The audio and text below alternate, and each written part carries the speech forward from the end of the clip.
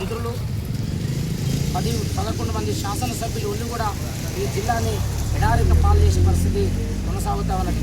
ఎందుకంటే దేవుడు వరలిచ్చిన పూజారి కరుణించలేని విధంగా సముద్రంలో నీళ్లు కలిసిపోతున్న ఇక్కడ ఉన్నటువంటి శాసనసభ్యులు కానీ అధికారుల సమన్వయం లోపలికి ఈరోజు ఉదయ సముద్రం పూర్తి స్థాయిలో నిండలేదు. అదేవిధంగా కింద ఉన్నటువంటి రైతులకు మరి D39 కానీ D40 కానీ D37 కానీ D25 కానీ అదేవిధంగా D45 వరకు ఉన్నటువంటి చెరువులు కూడా ఎక్కడ కూడా పూర్తి స్థాయిలో నిండలేదు.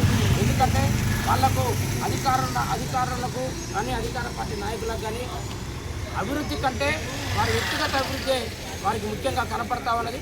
ఎందుకంటే ఈ నియోజకవర్గంలో పోయిన సంవత్సరం కానీ ఈ సంవత్సరం కానీ పూర్తి స్థాయిలో కృష్ణమ్మ మరణించిన మరి శాసనసభ్యులు ఈ మంత్రి ఉన్నటువంటి వాళ్ళు మరి రైతుల యొక్క స్థితిగతుల గురించి ఆలోచించే పరిస్థితి లేదంటే వారు ఎక్కడున్నారో అర్థం చేసుకోవాలని కోరుతాను.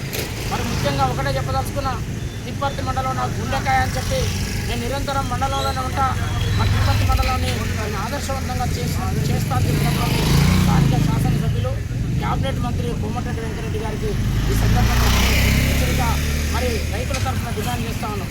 నువ్వు గుండెకాయ అనేటువంటి నీవు రైతుల గుండెలు ఈరోజు ఆగిపోతుంటే ఎందుకు స్పందించడం లేదు? నీ గుండెకు ఈ రైతుల యొక్క మరి గుండెలు ఆగిపోతుంటే నీ గుండెకు దయలేదా? నీ గుండె కొట్టుకోవడం లేదా? రైతులని ఈ రకంగా నీళ్లు లేక ఇబ్బంది పెడుతున్నటువంటి నువ్వు తిప్పర్తి మండలంలో ఏ విధంగా వచ్చే ఓట్లు అడుగుతావని ఈ సందర్భంగా వారికి గుర్తు చేస్తా ఉన్నాం. మీరు మరి ఇప్పటికైనా పూర్తి స్థాయిలో నీళ్లు ఉదయ సముద్రం నింపి అన్ని చెరువులు నింపడానికి పోయిన సంవత్సరమే రైతుల కోస తగిలి